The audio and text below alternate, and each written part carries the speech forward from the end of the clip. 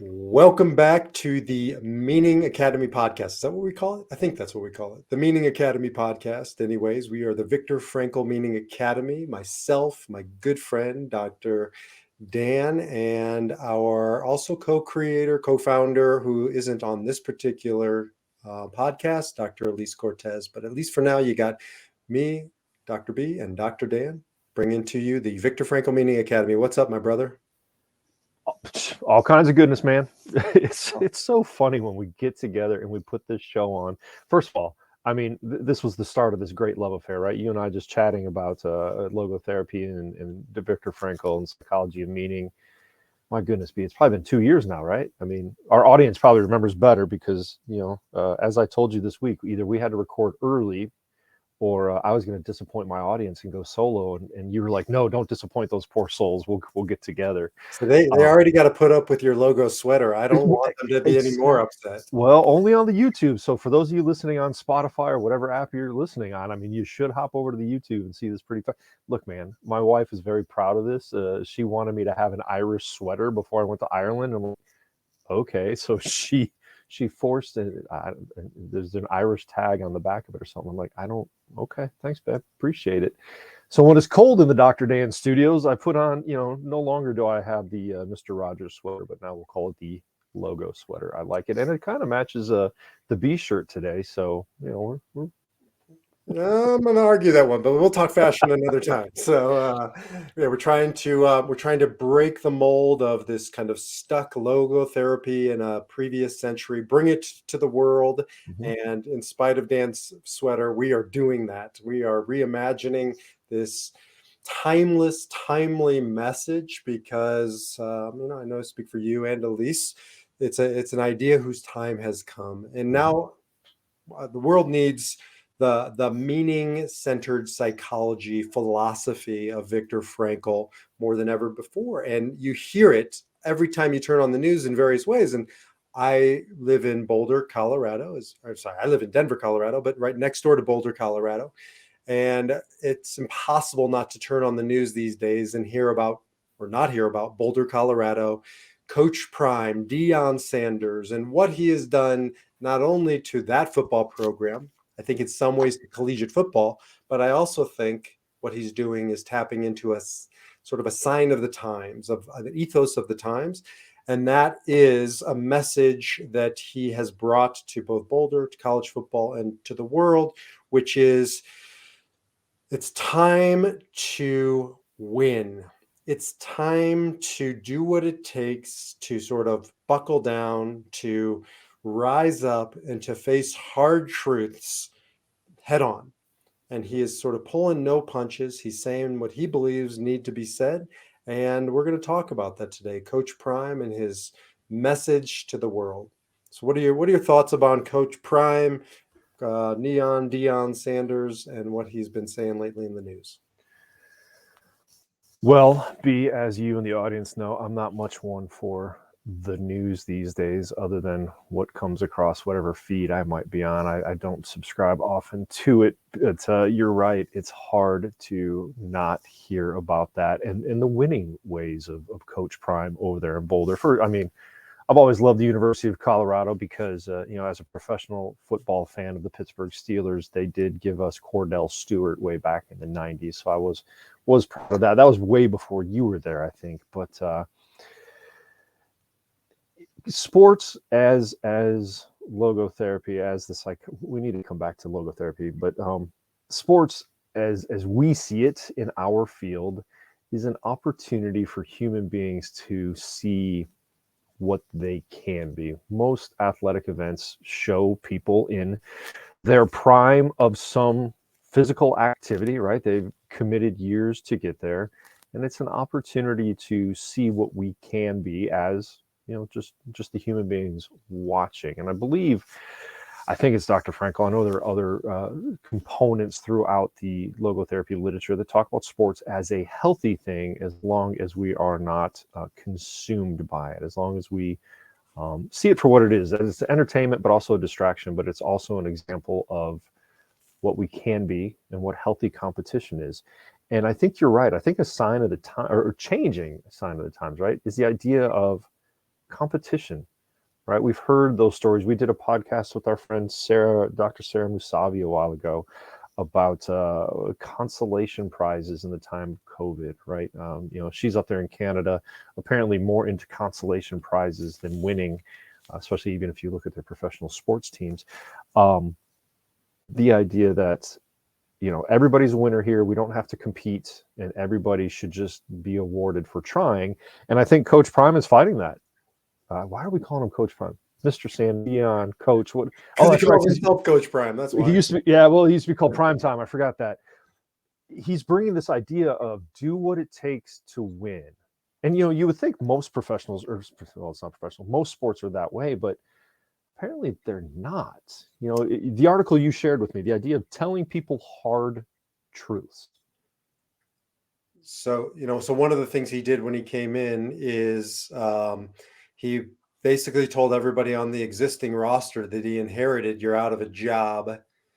Might as well get into the transfer portal. For anybody who doesn't know, college football has really changed over the past year or so with this new addition of the transfer portal, which now you can just jump in, so to speak, and start playing for another team ASAP. You used to have to wait, no longer have to wait. So he said, now's your chance, jump in, get out, because with all due respect, y'all are losers. I don't know if he said that word, but they were losers. The losingest team in college football last year.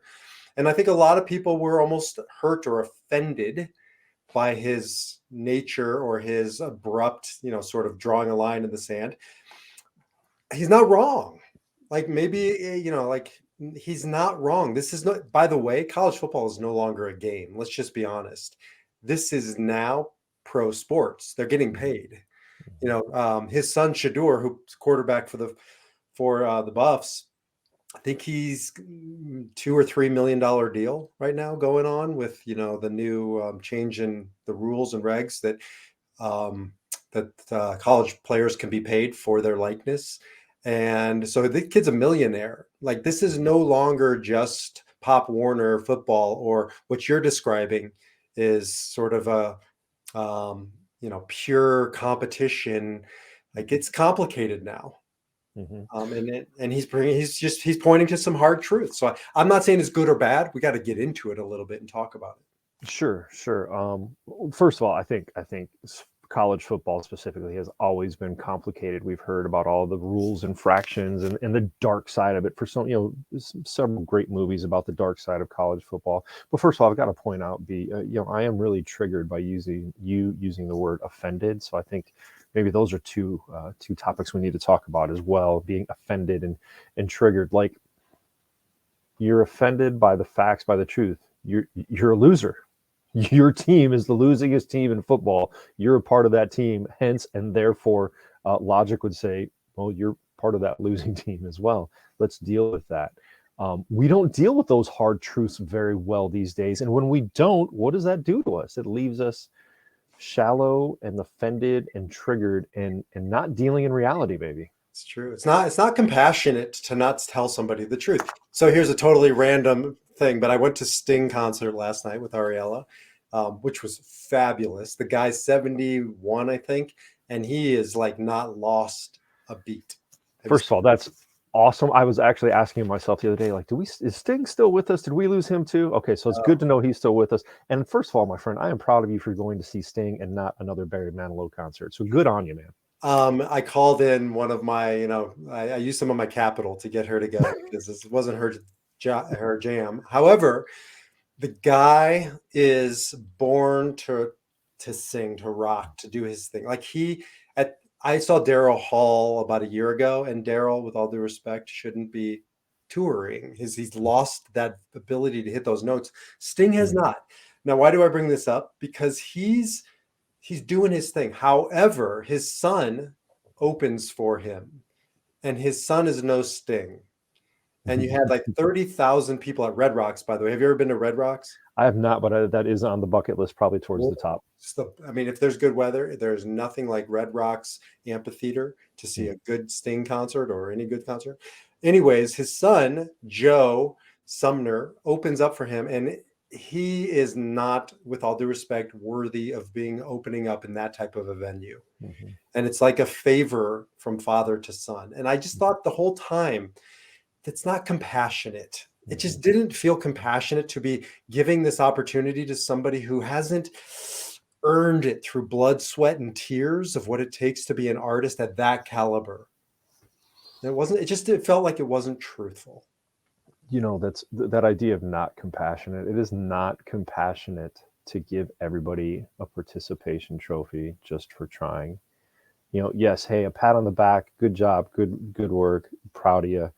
But this idea that everybody gets the award, no, awards are for winners, right? And winners are created through hard work and effort. It's an interesting point you bring up. Let's take that away from sports really quick. Just the last hour before recording with you, I was on a call with a couple I've worked with, I think, for over a decade now. They were one of my originals when I moved to Farmville. They've since moved on, and so we meet over Zoom every once in a while. And within the first few minutes of chatting with them, I just knew, right? I could tell there was something different, right? The way they communicated, how just their word choice. From the psychotherapist perspective, it was beautiful to witness because something had worked. And they were talking about how other people, even people in their companies, would come up to them and say, "Hey, how did you get there? How did you do it?" And of course, they want the quick and easy answer. Well, I chose the red pill instead of the blue pill. Well, I went to this 1-day retreat and all of a sudden everything's different. No, these people have been putting in effort in their mental, emotional, physical, and spiritual health, not just with me, but with many professionals for over a decade. They have worked to get there, right? And I think that's something we lose with participation trophies and instant gratification is we're not willing to do the work to get to these places, to get to be a winner, whether it's in life or in sports. I think it was one of your favorite authors, Seth Godin, who I can't remember what book. I mean, it was The Dip. He wrote a lot of little books, and this was Mm-hmm. one of those little books, like 50 pages or something. But he said in there, winners never quit? Question mark? Not true. Mm-hmm. Winners always quit.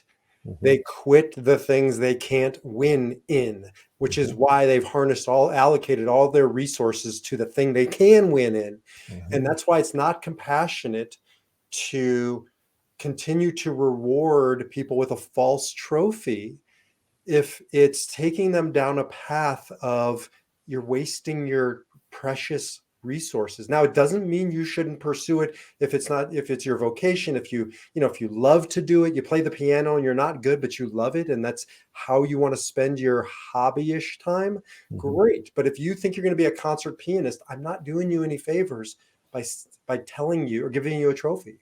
Yeah. So this goes back to Coach Prime's discussion about, how do you get to win? You share the hard truths. You talk about the hard truths. I had a boss years ago who would talk about brutal honesty, right? And sometimes the honest truth can be brutal. Compassion is sharing the brutal facts, right? The honest facts in a caring way, right? If somebody's a loser and they suck at something, the compassionate way isn't to say you're a loser and you suck. Compassion is, wow, this might not be the thing for you. Or maybe here's a few steps to try to get better, but if you can't do that, maybe it's time to look at something else. And like we have to like just look at our language because I can already hear people going, "You're calling these kids on the Buffs team from last year losers?" No, like it's not about calling them losers. It's about saying your efforts as individuals and as a collective are losing. So Mm-hmm. it's not you. You aren't the loser, right? But what you're doing and the way you're going about it is losing. And to me, those are two different things. Absolutely. Dr. Frankl teaches us, right? We are all unique and singular individuals with a task to accomplish in this world, right? We are all special in our uniqueness. And I truly believe in that. Um, but if we are not succeeding, if we are not moving forward, if we, as he shares, if we're not becoming better, if we're not evolving, then we need to figure out why that is and change paths. Right? Yeah, That doesn't make you a loser. That makes you, as Seth Godin tells us, right? Fail early, fail often. When you recognize you're failing, pull back, change paths, and find a way that you can succeed. Doesn't mean in the same task. Might be something else. totally. It's like, your sweater, right? It's not you, it's your sweater. Wow. This is a beautiful Irish handmade sweater, bro. Back off your sweater. But it's about again. I have kids. I have a daughter who's playing high school volleyball, and she's good. She's not great. She's a sophomore. She's not tall enough to go to the next level. Now, I'm not telling her she shouldn't try. She's going to Mhm, try out for JV. I don't think she's going to make it, not because I don't believe in her, but because I think the the the statistics and the data is not on her side. mhm, Girls her height don't play her position. So, we've had that conversation, and she said, "Look, I still want to try, but I'm well aware that I probably can't make it, and I definitely won't go on beyond that. And I'll realign my. I mean, she didn't say realign, but she said something to the effect of I'll realign my energies elsewhere when that comes." And that was a compassionate conversation we had. mhm, It mhm. didn't tell her no. It gave her free will, the ability to choose, but she needs to have her eyes wide open as she goes into this. And I can hear a lot of people already kind of saying it just seems so harsh and so hard and so, like you're taking away the hope. And I just would disagree because I think she feels more clear and confident going into it with eyes wide open. Yeah, hope can be a beautiful thing unless it's shrouded in ignorance, right? Yes, we can hope to do these things, but if we are blind to the true facts, like, you know, my good friend you've met and a friend of the podcast, the Running Man, dude's 4 feet 9. He's not gonna. He's not 4 feet 9. Give the All right, running man a little. five, 5'2", right? Not destined to play volleyball, but back in the college days, he may not even done it. He would get out there and try, right? I think that's an important thing we need to talk about when it comes to raising kids. I'm a big believer in, hey, you can go try whatever you want to do, right? Whatever sport, I will support you. I want you to try. I want you to experience diversity in athletics and in clubs and things like that. But if you do, you commit to following through, even if you find out you're failing, even if you're not succeeding, even if you're struggling, you commit to carrying all the way through. But if you get all the way through and you figure that's not the thing for you, that's okay. Then we can try something else.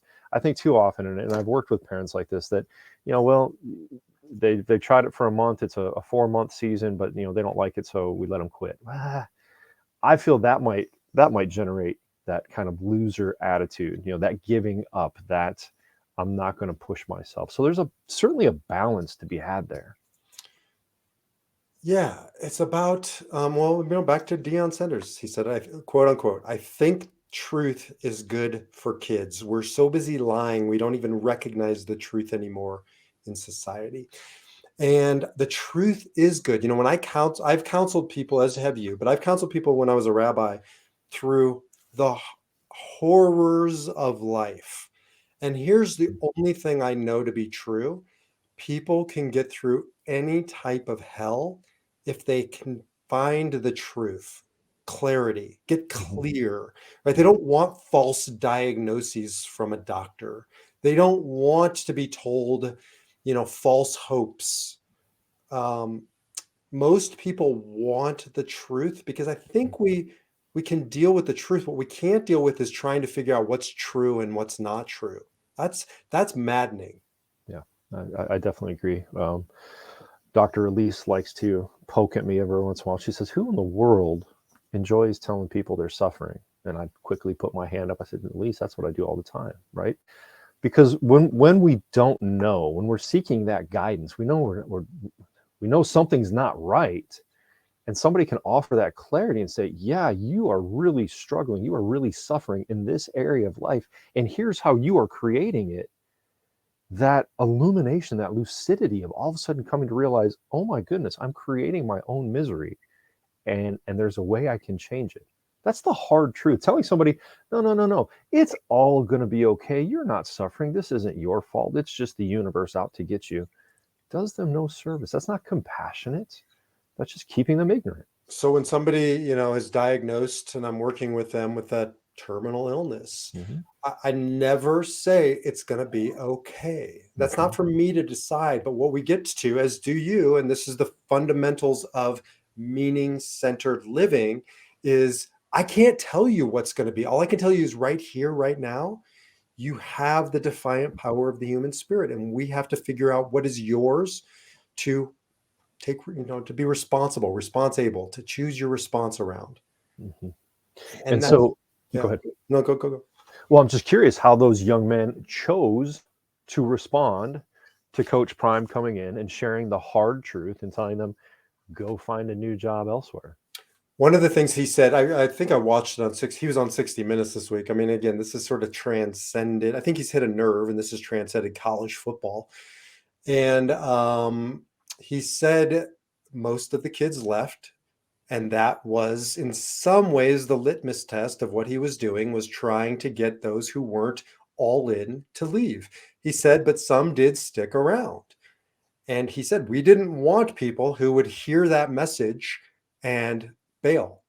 Right. In some ways it was a test, and I get that. And it's sort of coming back to my conversation with my daughter, where in some ways I was testing her to make sure if she's going to go into this next year and put in all the effort, that she's all in.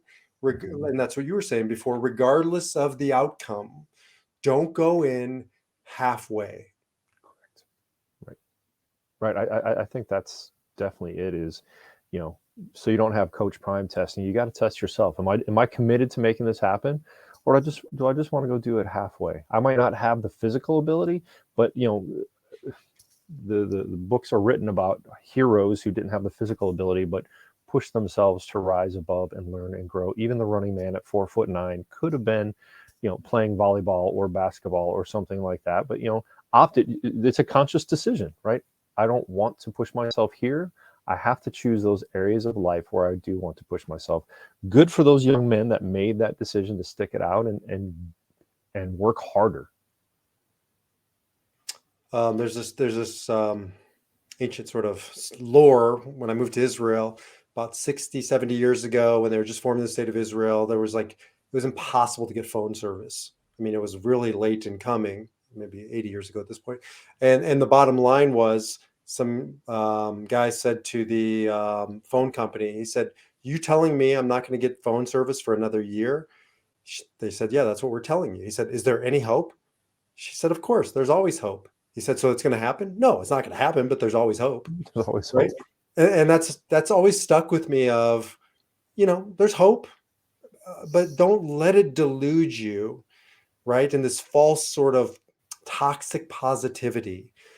And it's incumbent upon you to kind of dig into it and figure out what's real and true and grounded in reality, and what's this false, I don't know, illusion that just makes me feel better. Mm-hmm. And I think that Deion has really challenged us to start looking at that in the message that we're telling our kids, and not a false hope, a real hope. Mm-hmm. Right. And so what can my daughter hope for? Well, if she wants to be in volleyball, then be all in volleyball. You just might not be playing on the team. Maybe you'll be working with the coach. Maybe you'll be writing about volleyball. She's a journalist. So maybe you start covering. I don't know what it is, but I'm not doing her any service if I give her a false hope versus a real hope. Agreed. It's interesting. I deal in hope often, and there are times, even in my own mind, I wonder, am I treading on toxic positivity? Because one of the things I instruct people, whether it's in relationships or even in business, right? Hope is always a good thing until you recognize it's time to abandon hope. And I'm a believer that, well, obviously in logotherapy, our spirit, our nous, will tell us, all right, you've been hoping for too long, it's not working, right? So you got to try something else. And people often ask me that question. Well, how long? How long do I hope? How long do I keep trying? It's like, you'll know. I can't tell you that. You'll know. Your spirit will tell you. You're defined. But in the meantime, hold on to hope. It can be helpful, but in the end, recognize when you've gone too far and life is telling you, like, yeah, it's over, it's done, whatever. Then it's time to move on. That's the compassionate thing to do, is move on, to grieve and go about it in a different way. In business, in the startup world, that's why you're encouraged to fail quickly. You create the MVP, the minimal viable product. Just get it out there and see, and test it. And Seth Godin talks a lot about this. Fail quickly. Mhm. and then move on to the next thing, because that's the only way to find the thing that is, it isn't about hope. It's about, this thing's going to work and I want to put my energy there. Yeah, I'm reading Adam Grant's originals right now, and he's highlighting quite a few people. I think it was Thomas Edison may have had over 1,000 patents, and we only know about 2 or 3 of them, right? Because he was out there creating prolifically and recognizing a lot of these things are going to fail, right? But there's 2 or 3 that came about. Ben Franklin, all these inventors, but then even Jobs and Gates and Elon and all these guys, individuals, work hard to generate a lot of ideas. I think that's another Seth Godinism. A lot of bad ideas need to die for the good ones to live. I love that idea. Well, I mean, even the Viktor Frankl Meaning Academy that we started it with the lean startup sort of model in mind. Like, we just want to get it going. Mm-hmm. Perfection's the enemy of the good. It's an idea whose time has come. So get the idea out there and just start listening to the market, listening to people, Mm-hmm. and be like water running down a hill, right? Find the path of least resistance. Mm-hmm. And that's what we've been doing, and I think we're finding our way as water down that hill. I love the fact that you were able to take a quote from Voltaire and put it together with some Bruce Lee-isms, water running down a hill, I did a Voltaire, the Bruce Lee perfect. thing. Yeah. Love that, man. And I just want to throw out some random word and you give me the etymology of it and be like, well, that word is actually from the ancient Latin, alien, whatever. I But geek out. I do geek out in those areas. That's my jam. trust me, man, I love it, brother. That's why we get to do it. But you're right. The perfect is enemy of the good. I love the fact that my oldest daughter still remembers me teaching her that. And she's like, I know, Dad, sometimes I'm too perfectionistic and I know it's the enemy of the good. And I got to just get the thing done. And at some point, yeah, like with our meeting academy, we're going to try a lot of things and we're going to fail a lot of different ways. But in the end, it's still there. It's still us. It's still the core message is there. This is an idea whose time has come. This is information people need to know about. And ironic, watch this. I'm about to do some podcast jujitsu here. Right, I'm going to turn it right around, bring it back to the beginning.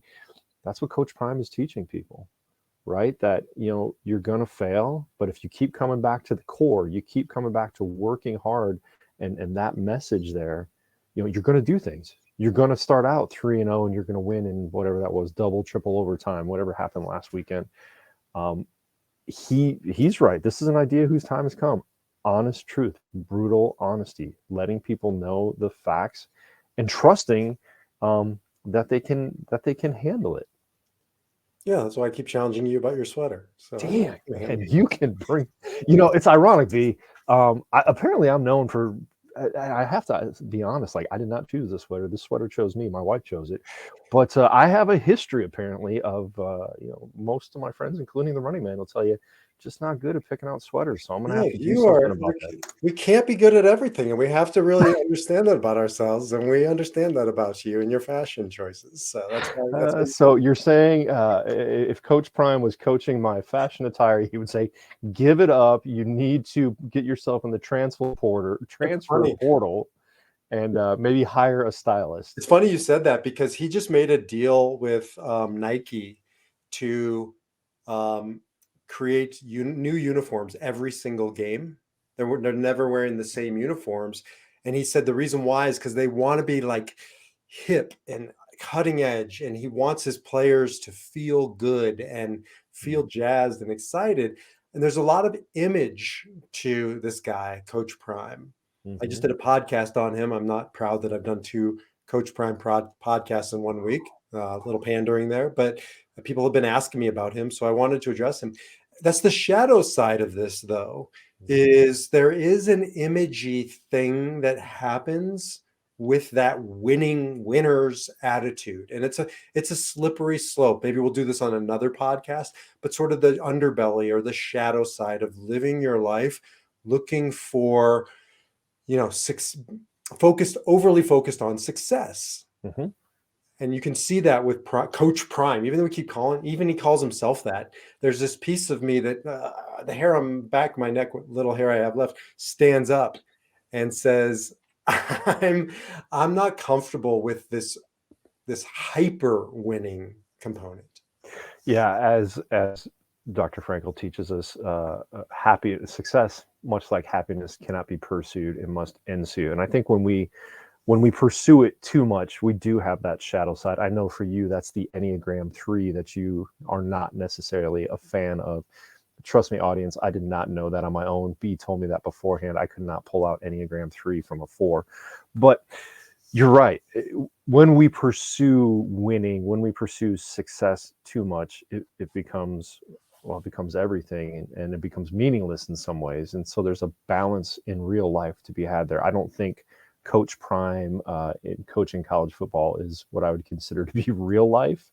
But for us out there, there is certainly a balance. And so, just not, this is not an Enneagram class, but I just want to point it out. Enneagram 3, the achiever. And if you look at the mega stars, you look at LeBron James, you look at Kobe Bryant, you look at Peyton Manning and Tom Brady and Simone Biles and Michael Phelps and Michael Jordan and Tiger Woods, these are all Enneagram 3s. Mm-hmm. And it's not coincidence, because what it takes to get to that caliber of professional sports, you're going to have to set aside a lot of feelings, a lot of emotion, a lot of compassion. And if you look at some of these megastars, they lose some of that in the process. And so again, that's the shadow side of this, the truth and winning, and you can't handle the truth kind of a thing. And so we want to make sure, I want to make sure our audience hears that there's two sides to this coin. And it's not about telling kids, hey, daughter, you suck at volleyball. It's about a compassionate conversation to factor in who she is, what she's good at, what she wants, where she's going, what she's up against, as a holistic approach to winning. Agreed. And I think that's a beautiful summary to wrap up on, because I was going to ask you, we have been everywhere in this podcast, from a few good men quotes to Voltaire and Seth Godin. What is my sweater? I'm leaving the sweater in the Dr. Dan studio from now on. You will be seeing it more often, but the rest of the world will not, apparently.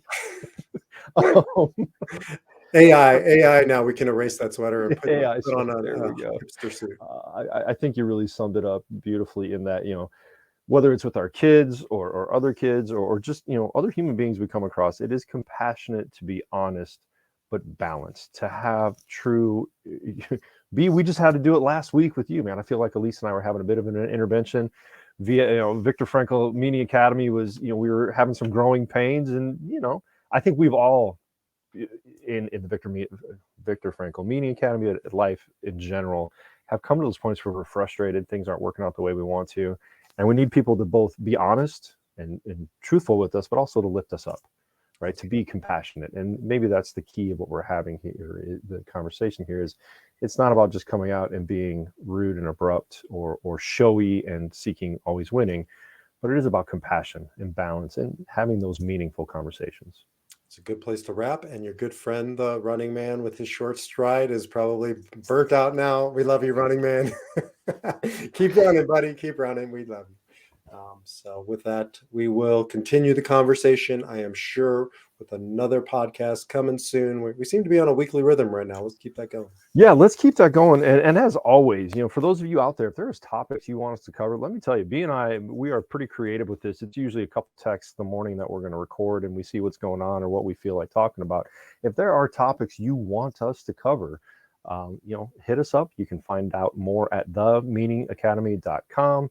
B is at thedefiantspirit.org. You can find me at danielafranz.com. Dr. Elise, just go to themeaningacademy.com. You'll find out more about her. I don't know her website, but her podcast is pretty solid. Good listen. And next week, we will be doing a live expose from Dr. Dan's clothing closet. I saw that coming. And looking through all of the choices, and it should be riveting. So stay tuned. I hope I can remember a new sweater next week, because I got one for you, bud. We'll see you then. Until then, live with meaning, purpose, resilience, and better sweaters. Take care. Take care.